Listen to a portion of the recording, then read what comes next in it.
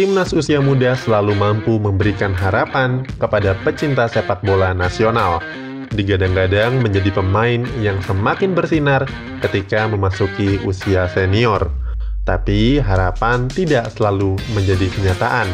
Tidak sedikit dari pemain timnas usia muda di era Evan Dimas yang benar-benar menunjukkan kemampuan terbaiknya. Kurangnya kedisiplinan serta tidak adanya kompetisi usia muda pada saat itu membuat mereka tidak mampu mencapai potensi terbaiknya.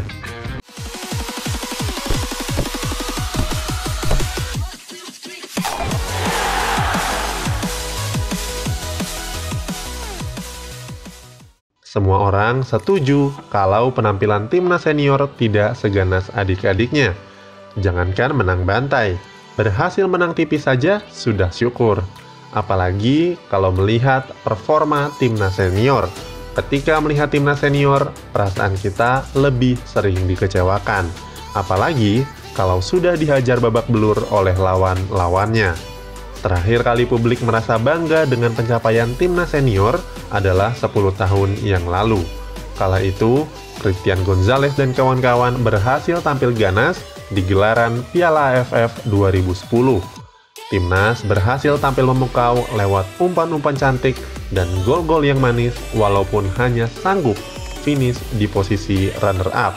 4 tahun kemudian, Indonesia menjadi bulan-bulanan dari negara asal Timur Tengah di kualifikasi Piala Dunia 2014. Bahkan ketika berhadapan dengan Bahrain, gawang tim Garuda dijebol sebanyak 10 kali tanpa satupun gol balasan. Sementara itu, situasi berbeda dialami skuad Garuda Muda. Di tahun 2013, Timnas Indonesia U19 memenangkan Piala AFF setelah menaklukkan Timnas Vietnam melalui drama adu penalti. Timnas junior dipuja setinggi langit dan publik menunggu Maldini Pali dan kawan-kawan berseragam timnas senior. Tapi sayang, harapan itu tidak pernah terwujud.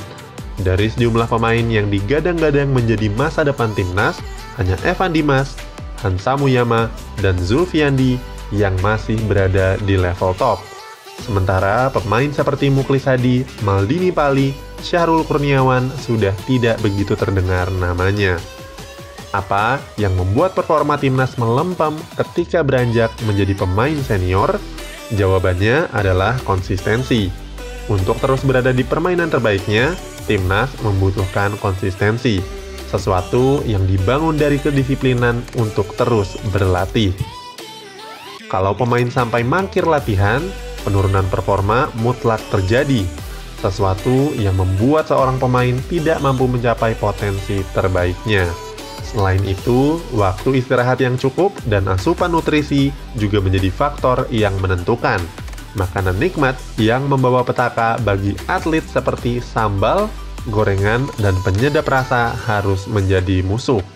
Sementara makanan bergizi seperti susu, kentang rebus, sayur, dan ikan harus menjadi sahabat. Kombinasi latihan, istirahat, dan asupan nutrisi itulah yang berhasil membawa Evan Dimas dan kawan-kawan meraih prestasi yang maksimal. Saat berada di pelatnas, semua faktor itu dijaga ketat oleh tim pelatih dan ahli gizi.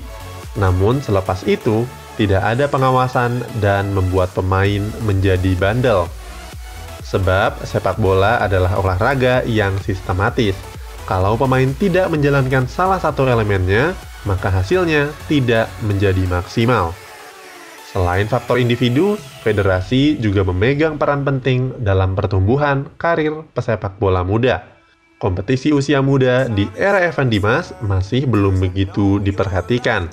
Padahal kompetisi yang kompetitif seperti Liga 1 mampu menempa kemampuan mereka dan menjaga performanya menjadi konsisten dan stabil.